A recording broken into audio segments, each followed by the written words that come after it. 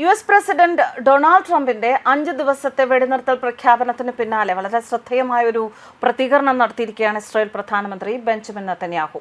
നെതന്യാഹുവും ട്രംപും തമ്മിൽ ടെലിഫോണിൽ ചർച്ച നടത്തി വെടിനിർത്തലിലുള്ള എതിർപ്പ് ഇസ്രായേൽ പ്രധാനമന്ത്രി പ്രസിഡന്റിനെ അറിയിച്ചു എന്നാണ് സൂചന. എന്തായാലും ലക്ഷ്യം പൂർത്തിയാകും വരെ താൻ ആക്രമണത്തിന്റെ പാതയിൽ തന്നെയാണെന്നും ആക്രമണം തുടരുമെന്നും നെതന്യാഹു വ്യക്തമാക്കി. ഇറാന്റെ ഊർജ്ജ നിലയങ്ങൾക്ക് നേരെ നടത്താനിരുന്ന വമ്പൻ ആക്രമണങ്ങൾ 5 ദിവസത്തേക്ക് മാറ്റിവെച്ചു എന്നാണ് ട്രംപ് പ്രസ്താവന നടത്തിയത്. ആ പ്രസ്താവനയ്ക്ക് പിന്നാലെയാണ് താനൊരു വിട്ടുവീഴ്ചയ്ക്കുമില്ല എന്ന് വ്യക്തമാക്കി ഇസ്രായേൽ പ്രധാനമന്ത്രി രംഗത്തെത്തിയിട്ടുള്ളത്. ഇറാനുമായി വളരെ നല്ല രീതിയിൽ ചർച്ചകൾ നടക്കുന്നുണ്ട്, യുദ്ധം അവസാനിപ്പിക്കാൻ സാധ്യത ഉണ്ട് എന്നായിരുന്നു ട്രംപിന്റെ അവകാശവാദം. എന്നാൽ ട്രംപിന്റെ എല്ലാ പ്രസ്താവനകളെയും തള്ളിയ നെതന്യാഹു ഇറാന്റെ ആണവ മിസൈൽ പദ്ധതികൾ തകർക്കുന്നതുവരെ സൈനിക നീക്കം തുടരും എന്ന് വ്യക്തമാക്കി. നമ്മുടെ സുപ്രധാന താൽപര്യങ്ങൾ സംരക്ഷിക്കുന്ന ഒരു കരാറിന് ട്രംപ് ശ്രമിക്കുന്നുണ്ട്. എന്നാൽ ഇസ്രായേൽ പ്രതിരോധ സേന ഇറാനിലും ലെബനനിലും ആക്രമണം തുടരുകയാണ് എന്ന ട്രംപുമായുള്ള സംഭാഷണത്തിന് പിന്നാലെ പുറത്തിറക്കിയ വീഡിയോ സന്ദേശത്തിൽ നെതന്യാഹു ഇസ്രായേലിന്റെ നിലപാട് വ്യക്തമാക്കുന്നു. പശ്ചിമേഷ്യൻ സംഘർഷത്തിൽ താൽക്കാലിക ആശ്വാസം വന്നു എന്നാണ് ട്രംപിന്റെ പ്രസ്താവനയെ തുടർന്ന് ലോകം കണക്കാക്കിയിരുന്നത്. എന്നാൽ ഇറാന്റെ ഊർജ്ജ നിലയങ്ങളും പവർ പ്ലാന്റുകളും തകർക്കുമെന്ന് തന്റെ 48 മണിക്കൂർ അന്ത്യശാസനം മരവിപ്പിച്ചു എന്നാണ് ഡൊണാൾഡ് ട്രംപ് അറിയിച്ചത്.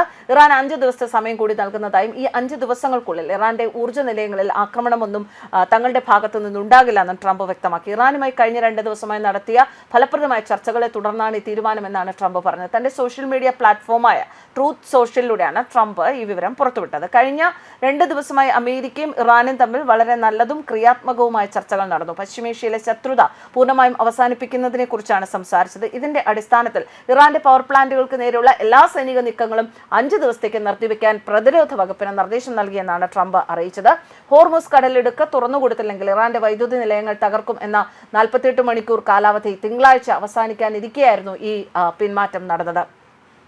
എന്നാൽ ഇറാൻ ആക്രമണം തുടരുകയാണ്. ഇസ്രായേലിനും ബഹ്റൈനും കുവൈറ്റിനും നേരെ ആക്രമണം ഫെബ്രുവരി 28 തുടങ്ങിയ യുദ്ധം 4ാം വാരത്തിലേക്ക് കടക്കുമ്പോൾ ആദ്യമായാണ് ഒരു നയതന്ത്ര പരിഹാരത്തിനുള്ള സാധ്യത തെളിയുന്നത്. ഈ 5 ദിവസത്തിനുള്ളിൽ ഹോർമൂസ് ഇടുക്ക് തുറക്കുന്ന കാര്യത്തിൽ ധാരണയിലെത്താൻ സാധിക്കുകയാണ്. അത് ലോക സമ്പദ് വ്യവസ്ഥയ്ക്ക് വലിയ ആശ്വാസമാകും. എന്നാൽ ചർച്ചകൾ പരാജയപ്പെട്ടാൽ 6ാം ദിവസം മുതൽ അതിശക്തമായ ആക്രമണം ഉണ്ടാകുമെന്നാണ് ട്രംപിന്റെ മുന്നറിയിപ്പ്. എന്തായാലും ട്രംപ് ഒരു വഴിക്കും നെതന്യാഹു മറ്റൊരു വഴിക്കും നീങ്ങുന്ന ഈ ഒരു അവസരത്തിൽ എന്തൊക്കെയാണ് സംഭവിക്കാൻ പോകുക എന്നത് ജനങ്ങൾക്കും ലോകത്തിനും ഒക്കെ ആശങ്കയുണ്ട്.